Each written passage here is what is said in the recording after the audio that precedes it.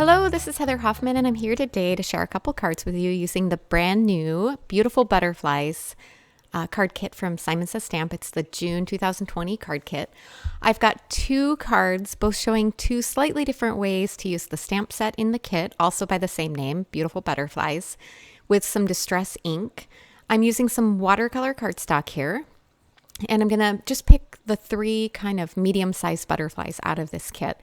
And I'm kind of lining them up on my MISTI, just kind of planning a layout, and I'm going to use the same layout for both cards. It's just two slightly different styles to the cards. So I'm kind of fiddling around until I'm kind of happy with the layout. Since I know I'm going to use this on a couple cards, I really wanted to make sure I was happy with it. Keep fiddling. It's always so hard to get them just right. All right, now that I've got those selected, I can pick them up with my MISTI lid. And then I have a mix of three different colors of just mini distress ink cubes. The first color there is Evergreen BOUGH, the next one is Blueprint Sketch, and the final one is Dusty CONCORD. And I'm just stamping each of these one time with that distress ink on my watercolor paper. And as soon as I have that on there, I'm going to pull out a simple, just a little paintbrush and a little bit of water and just paint inside. At the end, I do end up adding a little bit outside the lines as well, but I'm starting off by just filling the inside and letting that distress ink just react with the water and kind of blend together and add some color to the full image.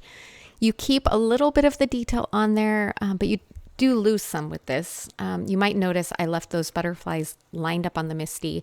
I didn't even pull this piece of watercolor paper out of the MISTI for this first part. At the end, I do pop it out real quick just to heat set it so I don't have to wait for it to dry and I can continue on to the next step. But it's just a fun way to kind of add some tone-on-tone color to the inside of these butterflies just by simply doing a quick little bit of blending. You can see where I went out of the lines there, and at that point, I was trying to kind of clean it up and leave it that way so it didn't have that color out of the lines, but in the end, I ended up just kind of letting a little bit bleed out in a few spots and not worrying about it. That's half the beauty of the look of watercolors, is it's okay if it's a little messy and imperfect. That almost makes it a little bit better.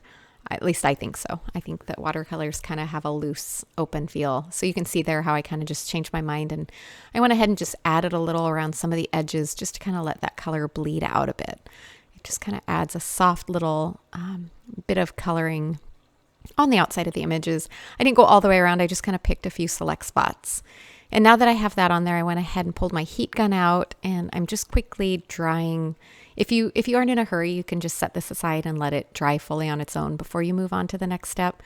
I just wanted to be able to finish this video all in one step and not have to walk away and come back multiple times.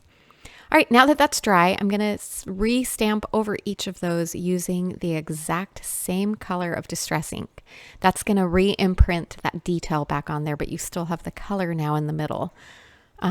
So again, just a super quick way to add color. And then a final finishing touch on this, I decided I wanted to add just a little bit more of the splatter effect, kind of that watercolor loose look. So I'm smooshing those same distress ink cubes onto a clear stamp block, adding a little bit of water with my paintbrush. This is a slightly bigger paintbrush than I usually use for splatters, so you get a little bit of a larger size to your splatters.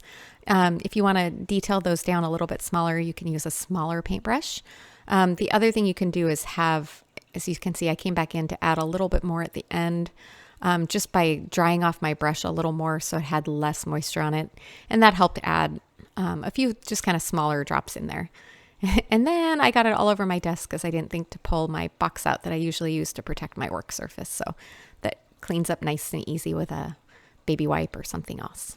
All right, now we're going to move on to the second style of doing this. And I'm starting off much the same as the first one, going ahead and stamping each of those on there in their respective colors on the spot on the watercolor paper. And then I'm going to quickly just mist over that with a little bit of water. It's plain water in a little spray bottle. Anything will work for that. And that allows that color just kind of naturally on its own to bleed out. And again, the same as last time, I could set this aside and let it dry naturally. That would give a little more time for those colors to kind of leak out and blend. The advantage to heat setting is if you're already happy with kind of how they've blended out, that helps you kind of lock that color there so it doesn't keep soaking out and mixing.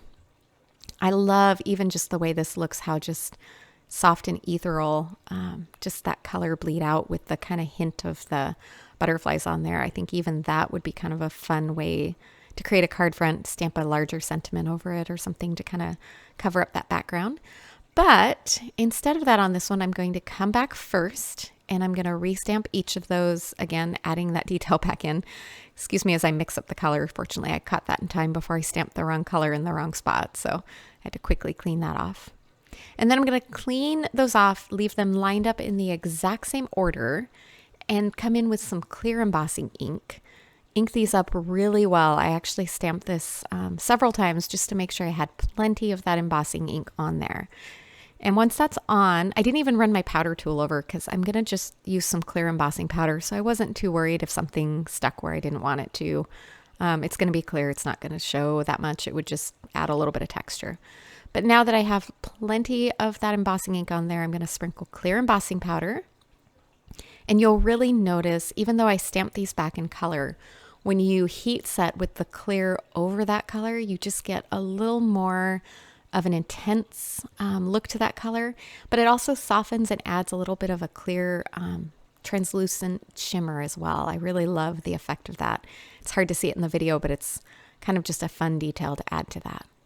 All right, off camera, I went ahead and stamped and heat embossed some sentiments from this card, the stamp set from the card kit. And I did that on the SLATE cardstock that is included in the kit, just with white embossing powder. And then I quickly mounted those over the top with foam adhesive, just kind of centered around my butterflies there. And then I like to use good sturdy adhesive to adhere to a card base. So I'm using some Scor-Tape, the watercolor cardstock in particular. And I used the ivory cardstock in the kit to adhere these down to. Watercolor cardstock tends to have a slightly off-white look, and the ivory works really well for matching that up. All right, here's a closer look at each of these. This one shows a little better the kind of shine you get from that clear embossing powder, and that's the other version as well. And I hope you have fun doing this, mixing and matching different colors, lots of different possibilities. Thanks so much for coming by today. I hope you enjoyed and have a wonderful day.